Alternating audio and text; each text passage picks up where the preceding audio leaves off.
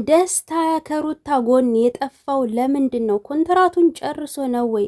እንዴት ከሩታ ጋር ሆኖ አልተፋለመላትም እያለ አብዛኛው ሰው እየጠየቀ ነው። ሙሉ መረጃውን የማቀርብላችሁ ይሆናል። እስከ ቪዲዮ ፍጻሜ አብራችሁን ቆዩ።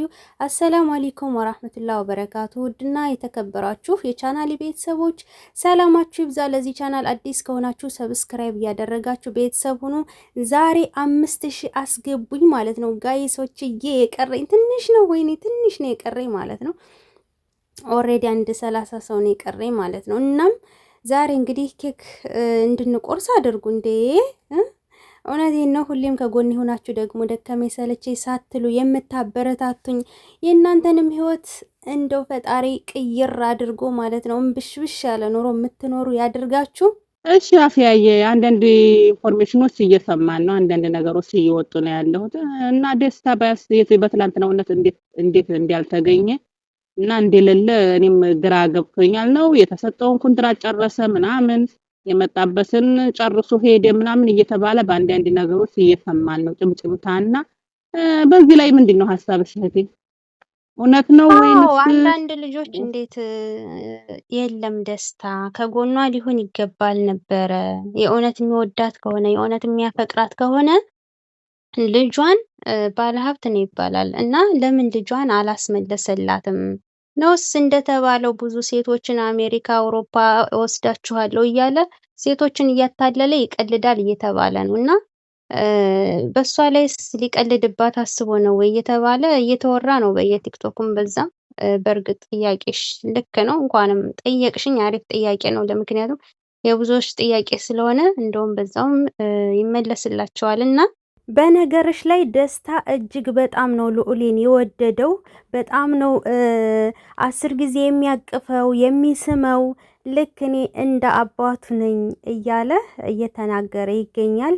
እጅግ በጣም ልጅ እንደሚወድና ልዑሌን ደግሞ የበለጠ እንደወደደው ነፍሱ እንደሆነ እየተናገረ ይገኛል። አብርሽም ልዑልን ሲታቀፈው አይቶ በጣም እንደተናደደና ለሩታም ማስጠንቀቂያ እንደሰጣት ተሰብቷል። ምክንያቱም ልዑልን በጭራሽ ደስታ ሊያቅፈውም ሆነ ሊነካው አጠገቡ እንዲደርስም አልፈልግም በማለት ተናዶ ነበረ።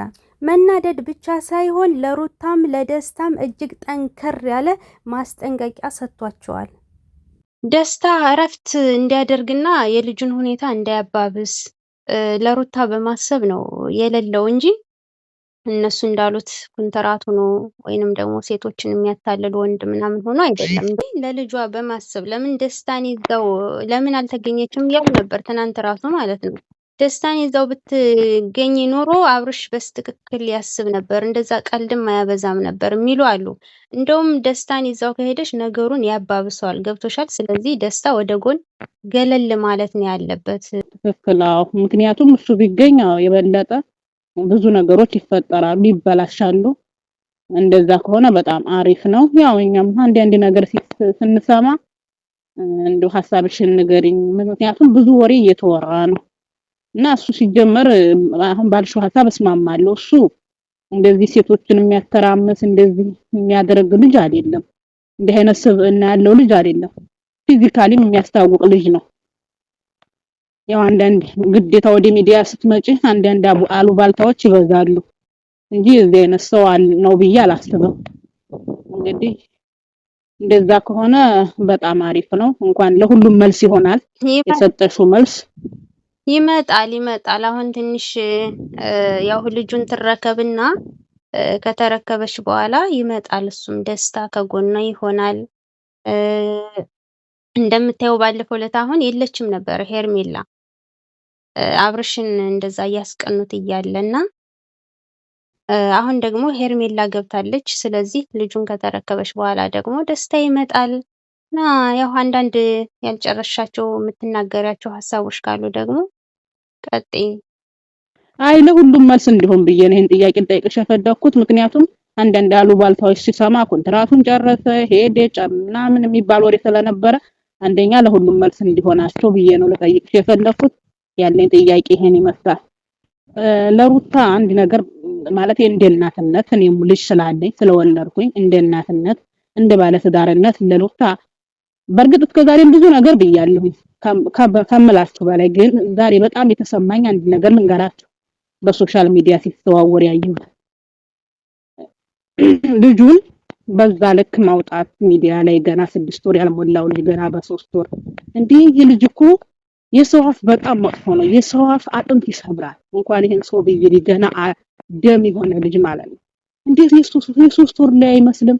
የ6 ወር የ7 ወር ልጅ ነው የሚመስለው እየተባለ ነው። በዚህ ልክ ልጇ በዚህ ልክ ሶሻል ሚዲያ ላይ በዚህ ልክ ሲገመገም በዚህ ልክ አላስፈላጊ ነገር በሰው አንደበት ሲወጣ እሷ ምን ያህል አይሰማትም እንዴ? ከገንዘብ በላይ አይደለም እንዴ? ልጅ ስንት መስዋዕት የከፈለችበት አይደለም እንዴ? የ9 ወሩ ይቅር ያን ቢቀምጥ እኮ ከባድ ነው ለእናትነት። ቢያንስ ይህን ሳታየው ቀርታ ነው እንዴ ሶሻል ሚዲያ ላይ ሲዘዋወር? በአሁኑ ሰዓት የሰው አፍ ብዙ ነገር ያደርጋል። የሰው አፍ ብዙ ልጆችን እያሳጣ ብዙ እናቶች ሀዘን ላይ ናቸው።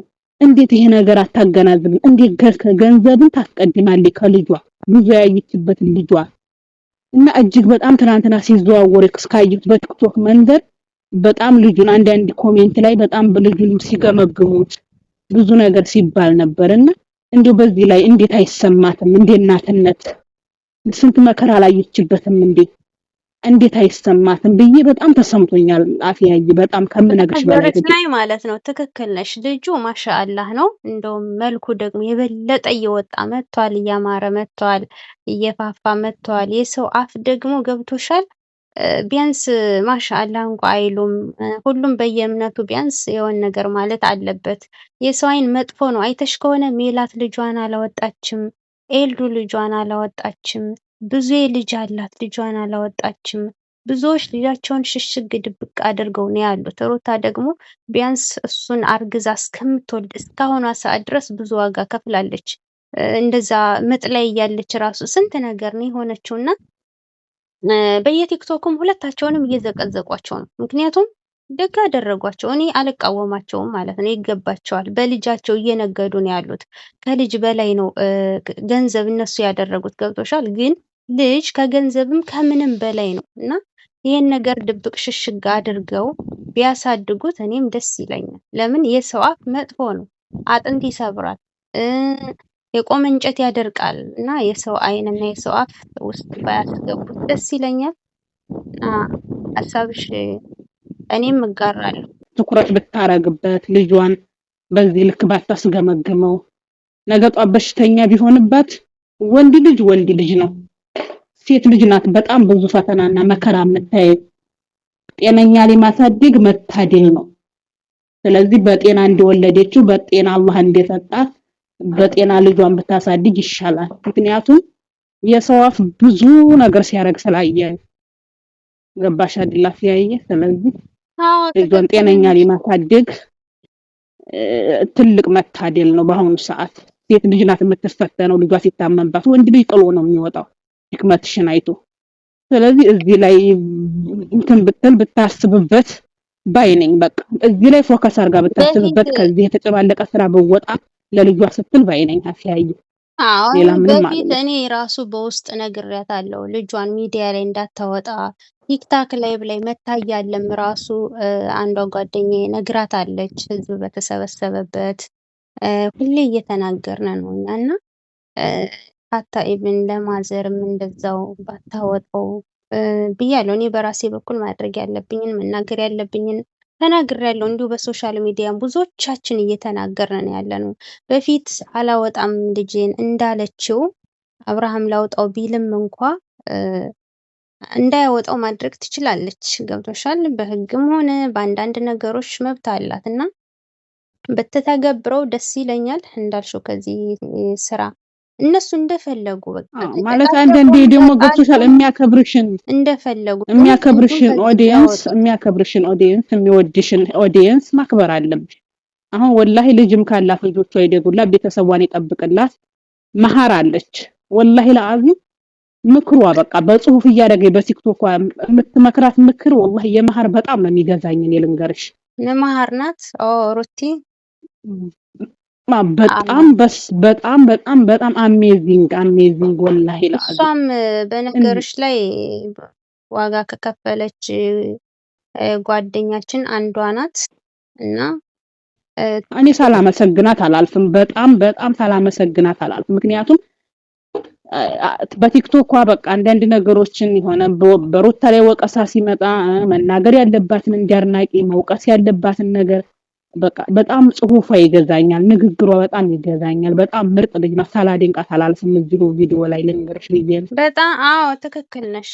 በጣም ብዙ እህቶች፣ ወንድሞች ብዙ ነገሮችን እየተናገሩ እየመከሩ ይገኛሉ። ይህንን ከመውደድ አንጻር ነው እና እንግዲህ ልቦና እንዲሰጣት ዱዓ አድርጉላት፣ ከዚህ ነገር እንድትወጣ።